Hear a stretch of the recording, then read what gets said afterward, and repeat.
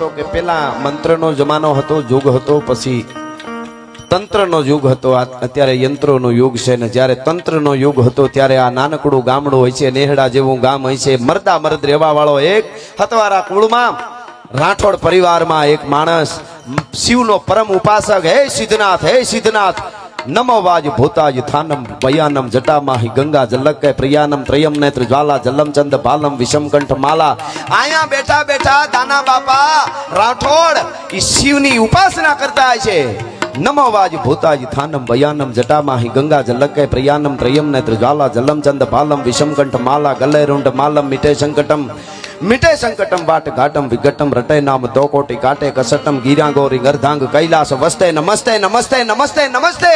અને એ વખતે તાંત્રિકો આવ્યા હશે અને હારાના જેને કહેવાય પાણી ઉતારી લેવા વાળા તાંત્રિકો હશે, હારાને જેને કહેવાય ખતમ કરી દેવા વાળા તાંત્રિકો હશે. અને એ તાંત્રિકો અહીંયા આવ્યા તેથી કીધું તું હું પરમ ઉપાસક સિદ્ધનાથનો છું, શિવનો ઉપાસક હું, રાઠોડ કુળ, અને હું એક ગમે એવા તાંત્રિકો આવે પણ ઈ તાંત્રિકનો અહીંયા નવા નાગના ગામમાં પાણી નો ઉતારી લઉં ને તો હું દાનો રાઠોડ નહીં. ભલા માણસ, આમાંથી વધારે બીજું હું જોઈ મારે. હા હા, મર્દ શીશ પર નવે મર્દ બોલી પહેચાને, મર્દ ખિલાવે ખાજ મર્દ ચિંતા નહીં માને. मर्द शीश पर नवे मर्द बोली पहचाने, मर्द खिलावे खाज मर्द चिंता नहीं माने. मर्द लेज कर देज मर्द को मर्द बचावे, कहरे सागर काम मर्द को मर्द ही आवे.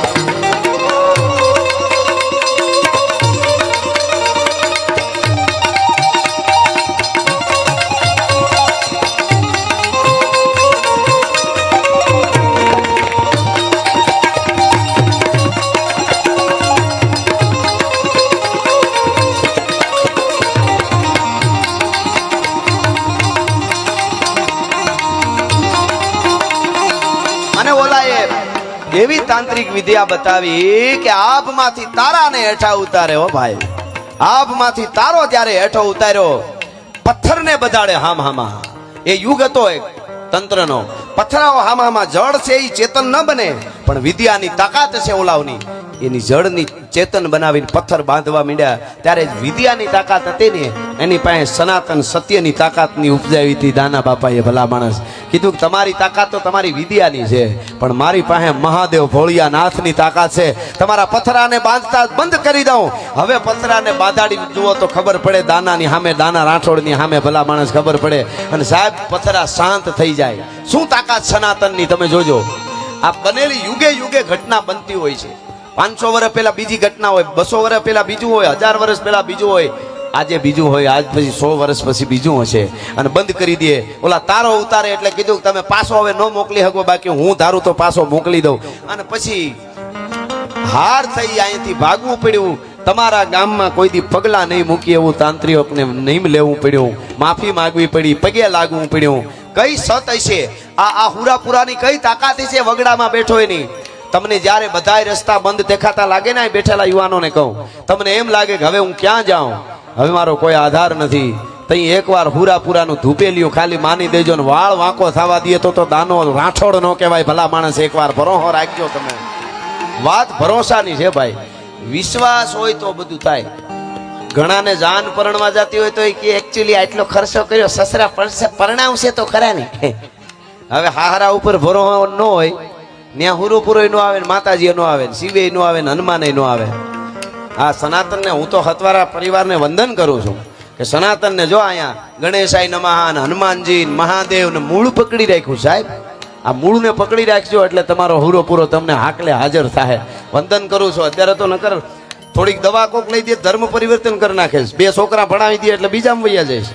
હા, એમાંથી આપણી સનાતન પરંપરા. અને પછી સત્યને કસોટી હોય, જેની ફોર્મ ફટકેલી હોય એને સૂલે ચડવું પડે, બાકી આવળ અલબેલી એને કોઈ ન પૂછે કાગડા. ગુલાબના ફૂલ હોય એને તવાવવું પડે, હે, બાકી આવળના ફૂલને કોઈ દી તાવીને અત્તર ન બનાવવાનું હોય. એમ એને કસટ આવ્યું નરસિંહ મહેતાની જેમ.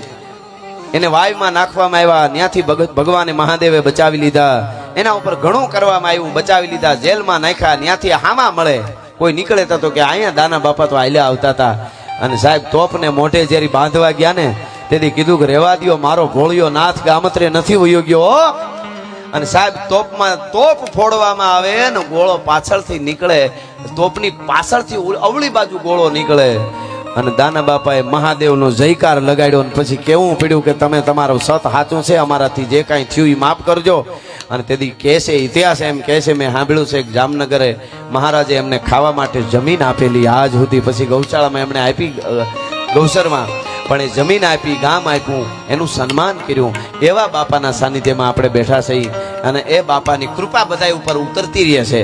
અને એટલે આજનો આનંદ કેવો છે.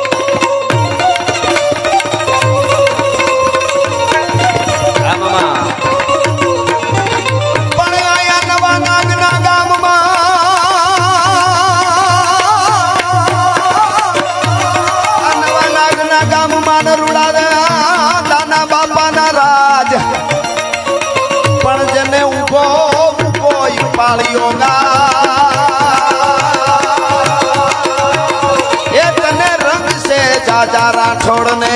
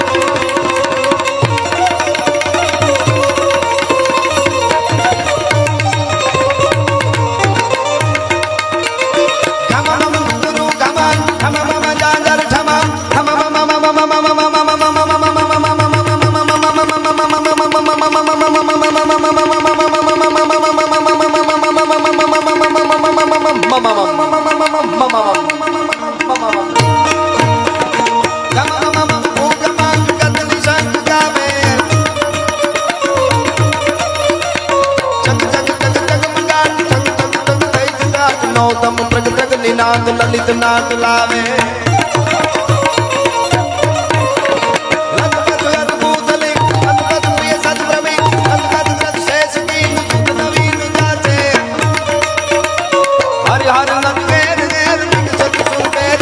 હર ગટ ગટ પેર પેર નટવર નાચે.